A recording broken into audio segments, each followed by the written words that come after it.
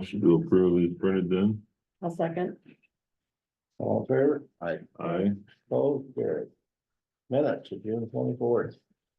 To looking through them, everything's covered correctly, motion to approve. Second. All in favor? Aye. Opposed, carried. General public concerns. Anybody here needing to speak?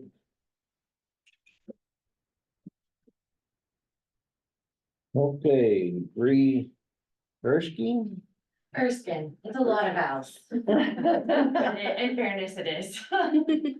Hi, my name is Bree Erskine. I work with Humboldt Wind.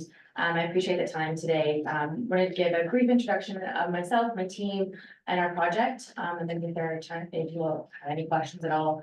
I know I reached out to people on the phone and you expressed the consensus was to come in person and do an introduction and make ourselves available. So wanted to do that and appreciate the time today to do that. That being said, one of our big values at RWE, which is the company that owns Humboldt Wind, is respect and honesty. And so that's why we're here to introduce our team. We have been in the area for a few years, but our team has changed a lot. And so we wanted to be able to put faces with names. So that way you knew, if you hear a name be mentioned or you hear an area be mentioned, you know exactly who we are. And I do have a contact list to share with you all as well of our numbers, our email addresses, and our names. So that way you all know who's on our team. My name again is Bree Erskine. I'm on the community engagement team. My colleague Arcelia is also in the community engagement team with us. It is our job to answer questions or find answers for folks. If there are questions or if somebody wants to share their story, it's our job to listen and to listen actively. So, and then you will have met Mark Wilson, our land agent. He is in the area. He is local in Iowa, works for JGC Land. You guys have met him several times. And then we've got our developer, Ali Marul. He is the one who can answer all the real technical questions, far above my understanding, but he's here as well. So I'm going to turn it over to him to tell a little bit about the project. I do want to be mindful of the time as well if there are questions. Hi, thanks for your time. I'm Ellie Barol. I'm with RWE. I'm the development manager for this project. Now there was a previous development manager. I took over the project just in the last couple of months, but I'm excited to be here and get up to speed and be a resource. I want to talk a little bit about the project. I think that the target for this project is 175 megawatts, which is going to be about in the neighborhood of 40 to 45 turbines. We have a lot of leases already signed, which Mark is working on, but we've been in the area for quite a while, and we're very confident of and excited about the prospect for this project. I think it's a lot of projects don't pencil out and don't work, and this one we feel like has a good future to it. And then I know there's a comprehensive plan currently in the works.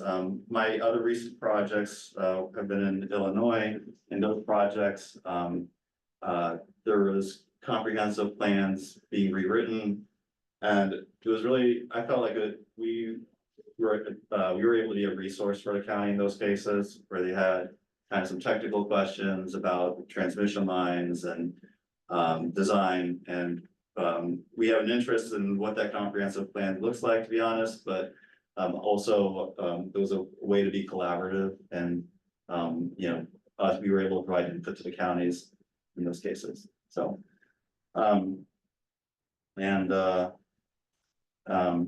and then I just want to talk about RWE as a company. I know there's a lot of different companies developing right now. RWE is a large developer. We have a number of projects throughout the country.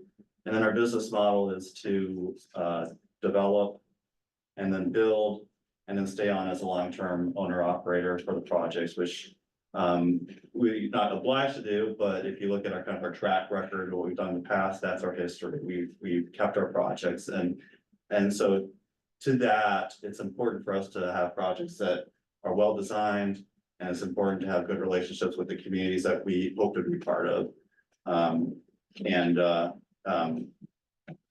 Which means, we have good relations with everyone. And, we want to design projects that will actually, be buildable and work out, so. Again, thanks for everyone's time. I'll be here on a regular basis, hopefully, in the coming months, and, hope to be a resource for county board. Thank you. And so just to kind of build off what Ellie said, several of you expressed concerns, and also, confusion of who's involved in what project, and we're going to be quite a lot of projects in the southeastern part of the county specifically. People interested in whether we do solar or purchasing land in general. So one of the things that we talked about as a team, in an effort to really distinguish ourselves and show you who's on our team and who is working for RWE on Humboldt Wind, we're going to be instituting a 30-day pause on any new activity on our project. It's just that cut and dry. We're not gonna be engaging in any new activities. We will still answer questions from our landowners. If they have a question, we'll take a call, obviously. If we need to introduce ourselves for any reason to somebody, like if we're reintroducing ourselves, as we do have new team members to like economic development officials or anywhere around the community, but we won't be sponsoring, actively engaging. It's just gonna be with existing relationships, existing people, just to show you guys that we mean what we say. And we want to be here, we want to be building our project here, and we want to show you all and show the community that we're serious, that we mean, that when we talk about respect and honesty, we want to be able to put some actions behind that for you to see. Do you all have any questions right now? You may not, but I did want to talk as fast as possible without being too fast. Are you the only company in the area that's soliciting people? That I'm aware of, no, we're not the only ones. And that's also why we want to put that pause in to help clarify where we are and are not. And Mark can speak better to that. Yeah, I mean, there are several different companies working in the area, is what I've heard from landowners. I think there's some multiple solar groups, there's probably multiple wind groups as well. And I think that's where we're really trying to distinguish ourselves, correct? Because we've heard you loud and clear in other meetings that your constituents are upset. So, we want to make sure that it's not us, right? That's why we want you to have our information and very actively engage with you guys. Well, I got another complaint this past week. And the lady said, this guy told her that my neighbor signed up for it, so you're gonna have a wind generator anyway, so why don't you sign up? And so that could She have called been her us. son on it, and I got an earful. Yeah, so I haven't been working on this project probably over the last month already, because I've been working on others, so I'm not sure what section of the county that would have been in. But that's kind of what we want you to know, like. That's not us, I would never use that as a sales tactic, right? That's not okay. And we want to be open and honest with you guys, so, I mean, I think it's important when you get those complaints from your constituents that you ask, what company are they working with? Because maybe that way you guys can determine where that's coming from. Because you guys have my card, you can contact me, and that's why Ellie's gonna be engaged and Bree as well. We want full disclosure. That's not how we're gonna do business. So. So were you guys tying to the Cassuth line up there where they're coming, where they've come down to basically to Humboldt County or to Webster? I'll let Ellie handle it. I mean, that's your plan, I should say.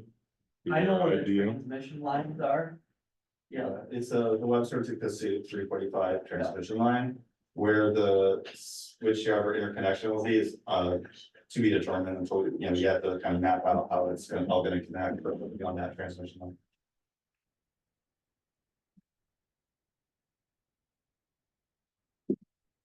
All right, Anybody got any other questions? We'll stick around after the meeting as well. I mean, I can speak for the project, but it's important for us no matter where we're looking to go to understand better what's going on in the county and the needs of the county. So we do like to attend county meetings to get a better idea of what the priorities are, what's important. So we get to better know who we would be working with county level. So, we will stick around afterwards and we'll make sure that we get our information either to, Auditor Erickson or to you all individually, so that way you have. So you said a contact list? Yeah, a whole contact sheet, and Okay. it is exactly anybody that you can expect from our project in the county today or in the future. If there's any updates to that, we will communicate that, but these are the only people authorized to speak, interact with on behalf of the project or RDB. Thank you. Thank you. Thank you.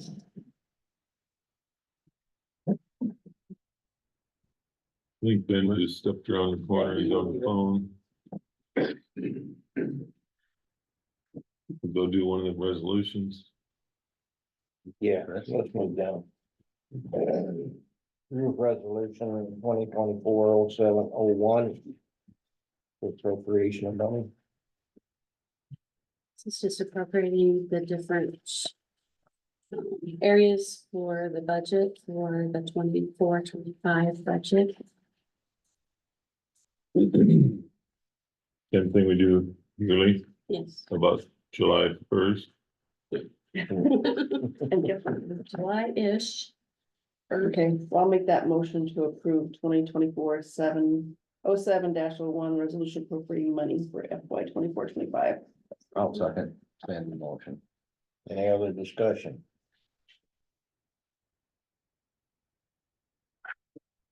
All in favor? Aye. Opposed? Carried. The new budget, 16 mil. And we'll go to the next one. Through resolution 2024-07-02. Approving community betterment funds contributions. These are the different entities that will be receiving money out of our lost this year. They change year to year, potentially based on what is in the account. And 70% of that goes to the road and 30 is for the Humboldt community betterment, right?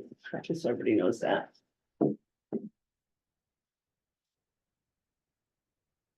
Well, I'll make a motion to approve resolution 2024-07-02. I'll second. Any discussion? Well, I would say that, like we said earlier when we were doing budgeting, that this thing is gonna have to be seriously looked at for the next few years, because some of this stuff, and we've made those comments at our boards that we represent. We're getting pinched pretty hard from Des Moines, so we're gonna have to figure out a way to save some of the money. So I'll shut up. We're fortunate we had this in place because we were able to take some of those things that were coming out of our general fund and put it into In there. here. And that has all been decided. I mean, that's been voted on and publicly and everything. It's like a 10-year sunset or something like that, isn't it? Yes. Yeah.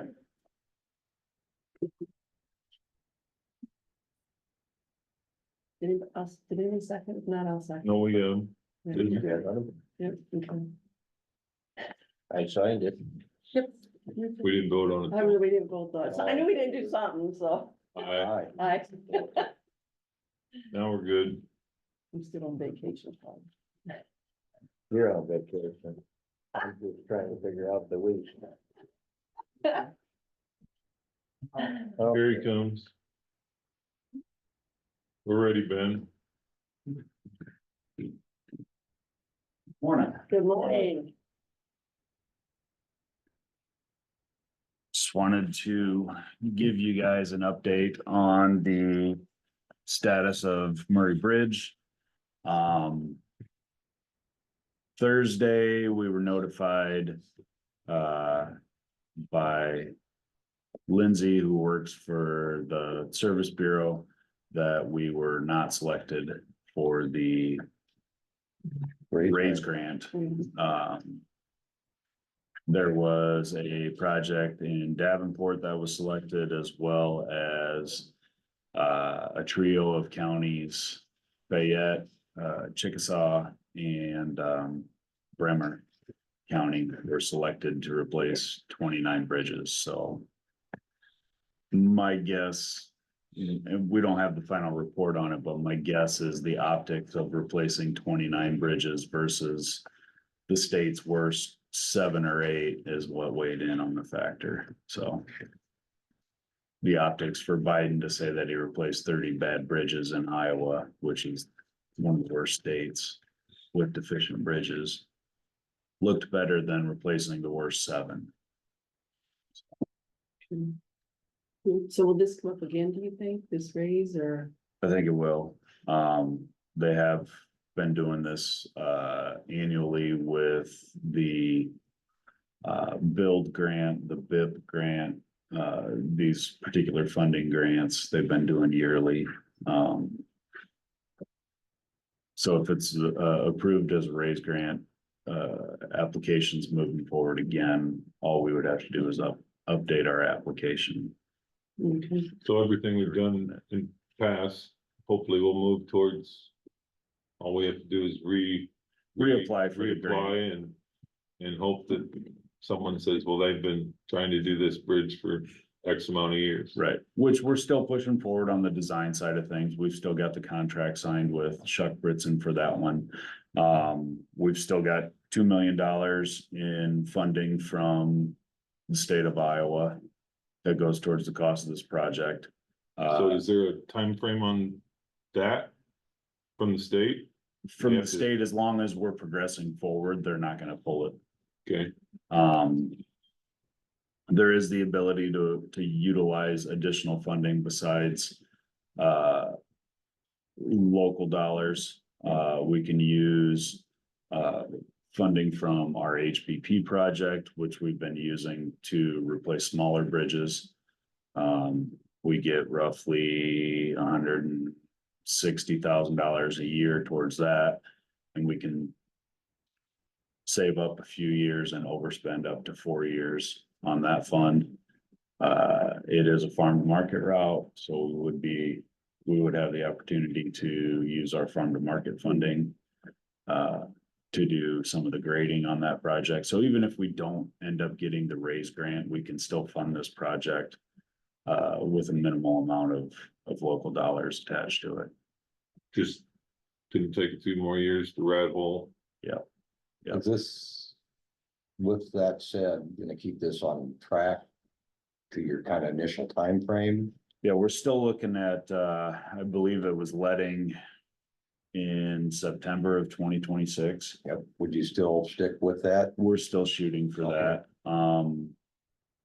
Obviously, raise funding, if it does come up again and we get approved, it's gonna be tied to whatever their timeline is, but as of right now, that's still where we're Okay, that was shooting. my biggest question when I saw this. You're not Yeah. gonna alter the time frame. Yeah, we're still shooting for the same Okay. timeframe Okay. right now. We haven't been so reduced, it's now down to a 1-lane bridge. You're talking for the new one. Yes, no, we're fine with the 2. We've got a 1-lane bridge right now, Yeah. so, We don't need another. it's still inaccessible. I can't get eyes on Murray right now. I tried this morning. Berkemer's down, it's off the deck now. Off the deck, I drove out there last night too. Yeah, there's plenty of debris hung up on the north side. Probably the most disturbing thing on the north side is the bridge beam that's floating. I'm not sure where that came from. I'm hoping it come from somebody's yard. So, Well, then, it looks like one of our bridge beams. It's about 4 or 6 inches wide and about 20 inches tall. Okay, that's great. Well, I had some stuff escaped from broken apart, so I wasn't sure. It could, I had some 4x6 things that looked like, they were leftover, pole, line pole things when they changed them out. Okay. We had used them to build a cabin, and that's leftovers that was sitting inside the shed, and there's about 6 of them, they floated away.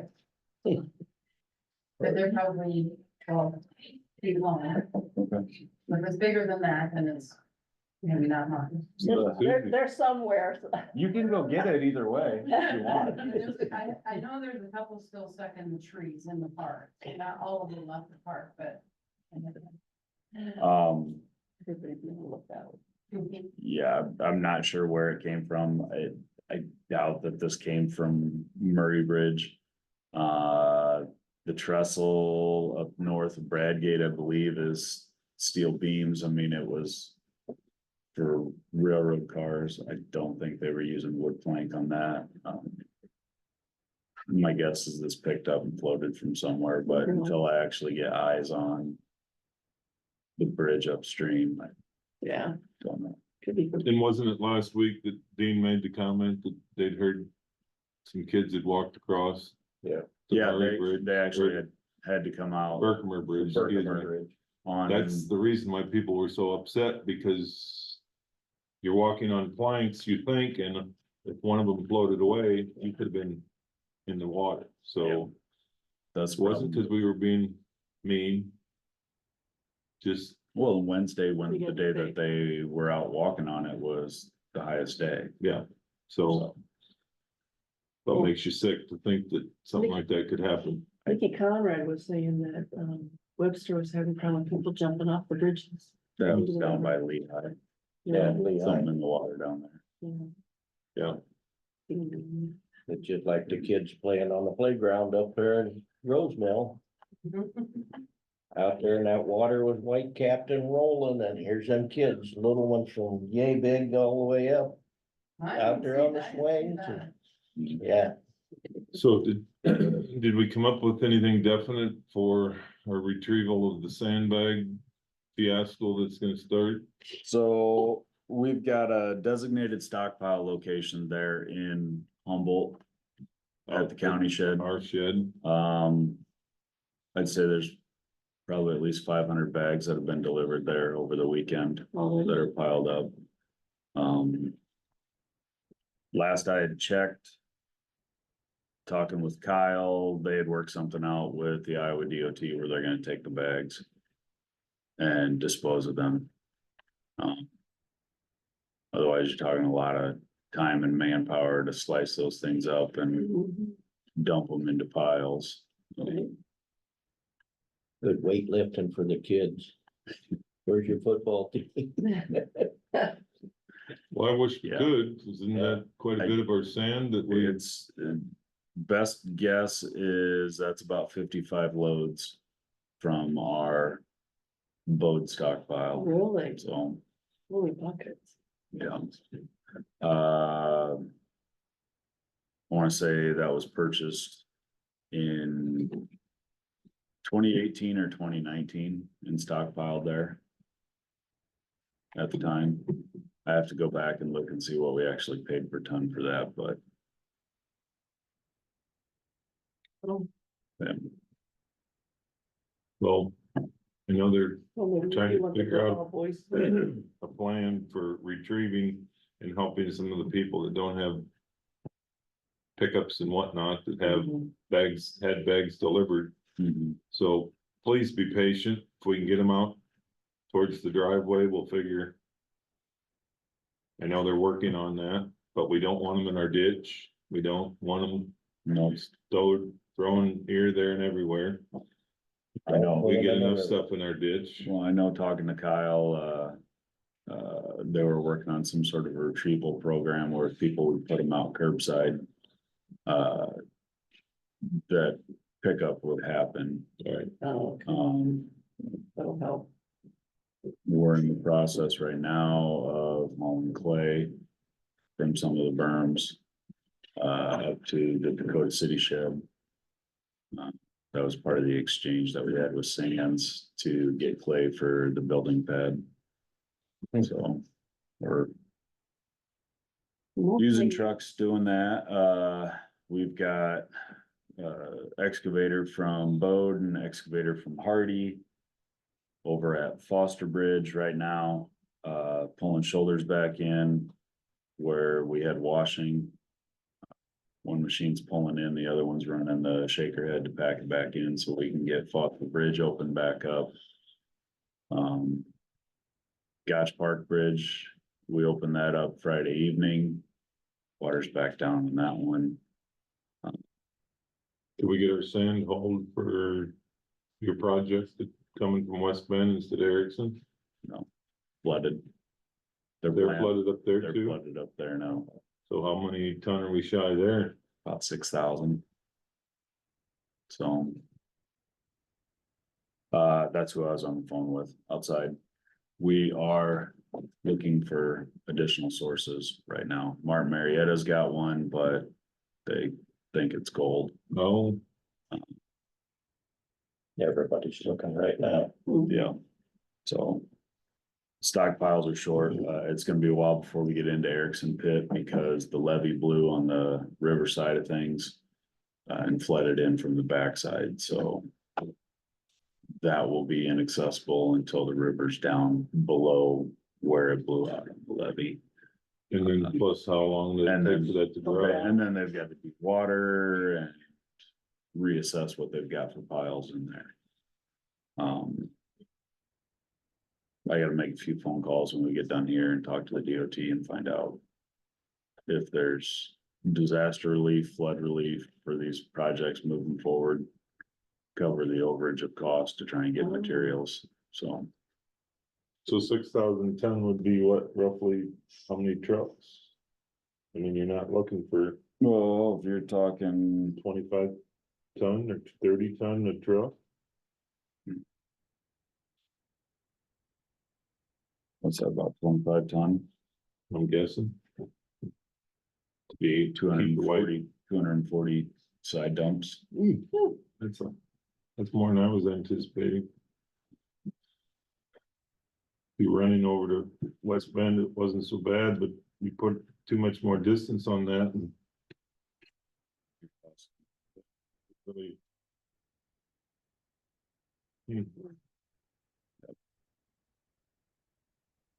We'll keep checking. I will let you guys know, what I find out. Well, also tell all of your guys, thank you for I went by a couple of times on my way in and out of town. Last week, over at the secondary roads, looked like a carnival. Yeah. With trying to pull people in and out of there and trailers loading sandbags and. Thank God nobody got run over the way the car traffic or truck traffic in there. And from what I understand, there was one gentleman that ended up going to the hospital, but it was health related, nothing to do with Well, injury. But yeah, once we got a guy coordinating where to park, everything started moving a lot smoother. Good. So. Bradgate is still under duress. They've got quite a bit of water still there in town. Some pumps running like crazy. I drove by this morning, so, yeah, I'll let the guys know. I let them know last week, but they definitely appreciate any thank yous that they get, so. well, Appreciate them. Okay. Anything else for me? go use some magic pixie dust and find us some sand. I don't wanna dry lose that source. contractor to. Cause they run out of product and we're, So Blacktop Service is starting paving towards Renwick today. They're gonna do the asphalt portion of that. They're optimistic that they can get done with Renwick today.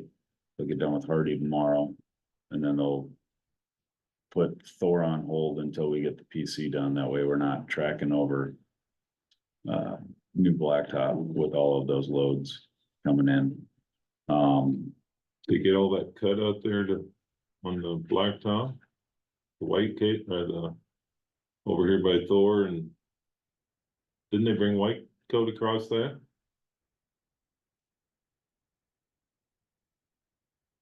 Say that again? Didn't they bring cement or white? I thought they were concrete in that. We got the first mile south of Highway 3 concreted. That's what I thought. Well, I Yeah. saw that. Yeah. And then I saw the cutters. Did they get all Oh, that yeah, cut? yeah, yeah, they got that all cut. I'm following, you know. They got that all cut the next evening, All right. so. Well, I saw the trailer move in there and then the next morning. They must have either been done or I didn't see anybody out there cutting it, so. Yeah. So, talking to the contractor based on what he finds for source, they might just shut down for the rest of this week, Okay, so. being the holiday week and everything else, they're already looking at being down Thursday and Friday, Right, so. well. Guess we get what we get, so. Unfortunately. Yeah.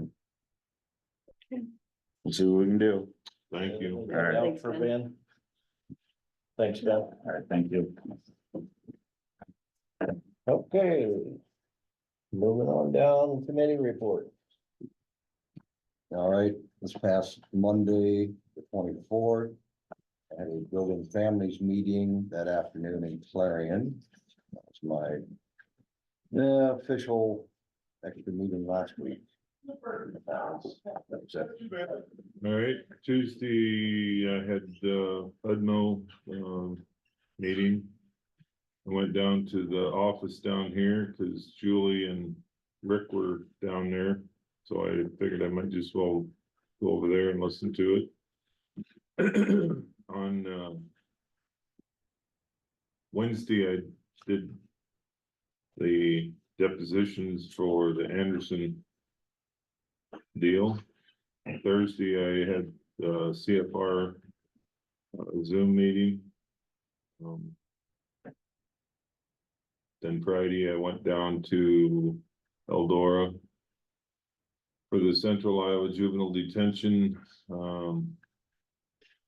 This month, we got it done in 2.5 hours, so we made progress. We also got Allers and Cooney hired for some personnel issues that they're dealing with, so that was a plus for the board. We were happy that we got them. It was one of them deals, they were 30 or 36 counties, whatever, so I just said, well, how many counties are represented by these guys anyway, and about half the hands come up, so it's like, well, we all deal with them, so why not use them? So it was a win-win for everybody, I think. So hopefully we'll get those issues taken care of. That's all I had, other than driving around and helping sandbag a little bit here and there. I gotta go back to the 18th. On the 18th, I had the Humboldt County Opioid/Alcohol Coalition.